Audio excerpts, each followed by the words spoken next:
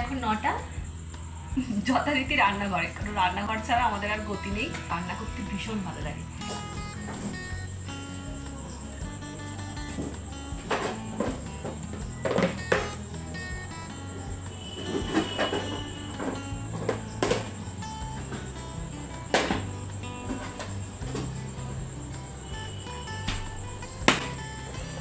যেটা বলছিলাম, পটলের যে কোনো সবজি খেতে মানে পছন্দ করে না, তাই পটল ভীষণ কম রান্না করি।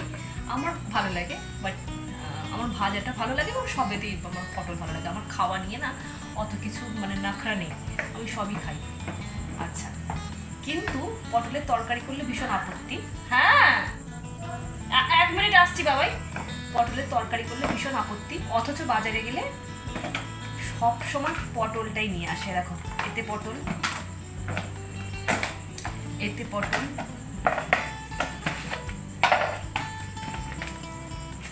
এই যে এতে এত পটল, মানে 3টে কন্টেনারে প্রচুর পটল জমে আছে।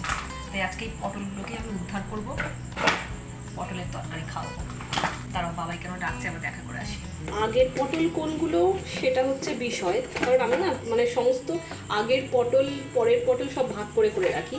তা নাহলে মানে টাটকা পটলগুলো আগে খেয়ে ফেললে আগের পটলগুলো থেকে গেলে সেগুলো একটা অনেক দিন ধরে ফ্রিজে থাকলে কি হয়, একটা জলসা ভাব চলে আসে, নষ্ট হয়ে যায়। তাই আমি এটা ভাগ করে করে রাখি। আই থিঙ্ক এটা হচ্ছে আজকের পটল। সব থেকে আগের পটল হচ্ছে এইগুলো। আগে এগুলোকে উদ্ধার করবো, তারপর এতে আসবো লাস্টে। এতে যদি এত লাগবে না,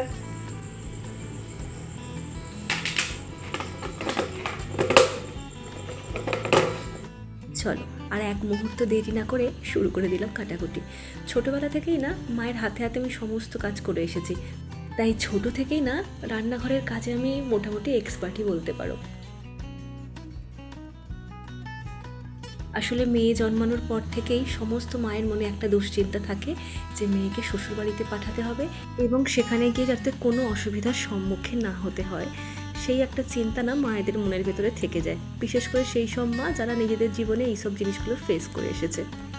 তো সেখান থেকেই আমার মা আমাকে সমস্ত কাজে পটু করিয়ে কিন্তু সংসার করতে পাঠিয়েছিল। অ্যাকচুয়ালি কিন্তু আমি ঘরে সমস্ত কাজ করতে ভীষণভাবে এক্সপার্ট। তবে হ্যাঁ, কেউ কিন্তু ভেবো না যে নিজের প্রশংসা নিজেই করে যাচ্ছে, এটা প্রশংসা নয়, এটা জাস্ট তোমাদের সঙ্গে সমস্ত কিছু শেয়ার করি। তো সেখান থেকে বলতে বলতে এটা বলা। তবে এখন ছেলে মেয়ে উভয়কেই আমার মনে হয় প্রতিটা কাজে এক্সপার্ট হওয়া উচিত। তবে এখন কথাটা আমি একটু ঘুরিয়ে বলতে চাই, সংসারের কাজ না করলেও চলবে। ফাইন্যান্সিয়ালি না প্রত্যেককে স্ট্রং হওয়া উচিত, প্রত্যেককে, সেটা ছেলে হোক বা মেয়ে। এবং বিশেষ করে তো মেয়েদের ফাইন্যান্সিয়ালি স্ট্রং হওয়া বেশি করে জরুরি। ঘরের কাজ না শিখলেও চলবে, অর্থের বলটা না খুব থাকা দরকার। আলটিমেটলি জীবনের শুরু থেকে শেষ পর্যন্ত অর্থই সবাইকে সাপোর্ট করে যায়।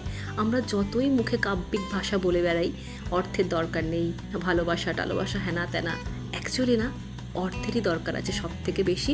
অর্থ ছাড়া কিচ্ছু হয় না। তাই স্ট্রং যদি হতে হও, ফাইন্যান্সিয়ালি স্ট্রং হও, ঘরকন্যা না করলেও চলবে।